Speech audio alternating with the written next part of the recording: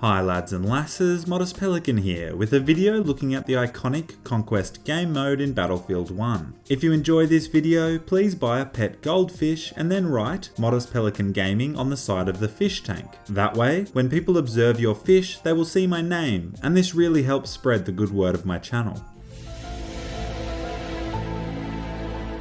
The Conquest game mode and Battlefield go hand in hand, just like Australia and Crocodile Dundee, sculling a cold lager and then putting his kids in a kangaroo pouch and dropping them off at school. The Conquest game mode sees players battle it out, on land, in the sea, in the air, and in the living room to see who is the superior side.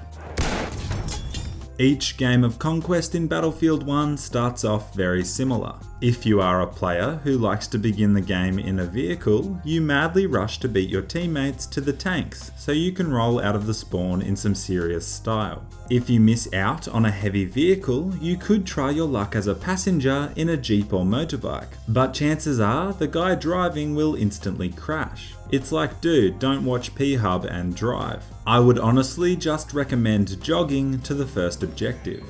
The first few flags are quite relaxing to capture. The fighting hasn't properly started yet, so you can goof around a little bit with your teammates. You might enjoy squatting up and down, or perhaps even knifing them if you're feeling a little bit cheeky. Occasionally, a wannabe Top Gun motherfucker will fly over and try to bomb you, but hopefully you are smart enough to stand in a safe area. Once the first few flags have been captured, it's time for the main event. The first big clash usually happens at a central objective and is the perfect time to show your enemies that you are no noob. You are in fact a stone cold tortilla. At this point in the game, it also becomes quite obvious which of your teammates are going to play the objective, and also which of your teammates are going to, well, you know.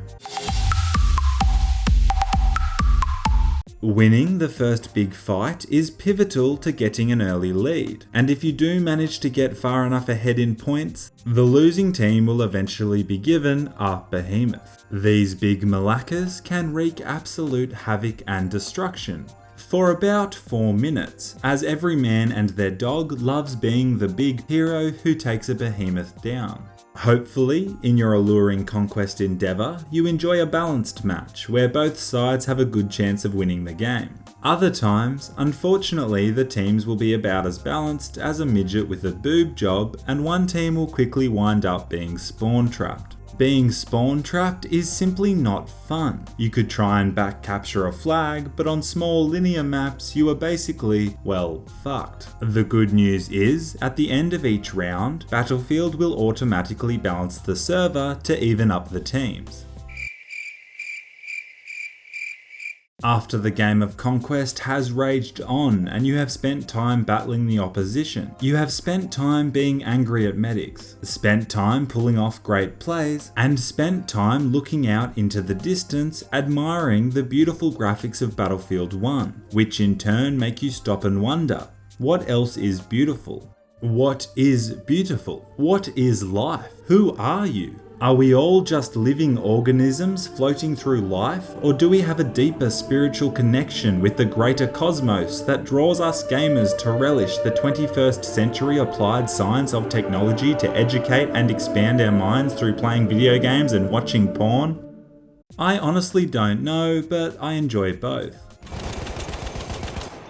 Anyway, when all the fighting has finished, and presuming that enough players on your team played the goddamn objective, hopefully you will emerge victorious. If this is the case, give yourself a big congratulations, as you will now go down in history forever as someone who is pretty good at Battlefield. In other news, I now have a Discord for the channel, which is the best place to chat with me and other members of the Modest Pelican gaming community. My mate, Mr. Midnight, set the whole thing up for me, which is absolutely legendary, so I want to pass a big thanks on to him. I will link the Discord in the description if you wanted to come and say hi. That's it from me. A massive thank you to my patrons and everyone for supporting the channel. Until next time, and as always, stay classy.